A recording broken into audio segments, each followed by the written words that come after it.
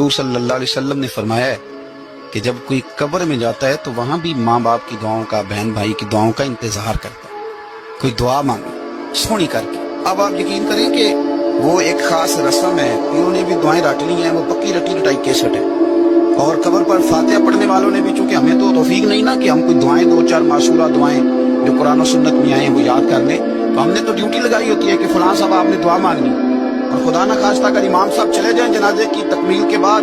اور وہ قبرستان نہ ہے تو پھر تو شاید پرچیاں ڈالنی پڑیں کہ دعا کون کرے، ذوق نہیں۔ لیکن حضرت عوف بن مالک رضی اللہ تعالیٰ عنہ فرماتے اس رنگ میں حضور دعا مانگتے قبر پہ کھڑے ہو۔ حضرت طلحہ بن برا کی قبر پر پتہ ہے نبی پاک نے کیا دعا مانگی؟ حضور فرمانے لگے میرا طلحہ، اللہ تیری بارگاہ میں آیا ہے، جب میرا یہ غلام تجھ سے ملے نا تو مالک یہ بڑا کمزور ہے، یہ بڑا میٹھا ہے، بڑا پیارا ہے، اے اللہ جب میرا طلحہ تجھ سے ملے تو اسے ذرا مسکرا کے ملنا۔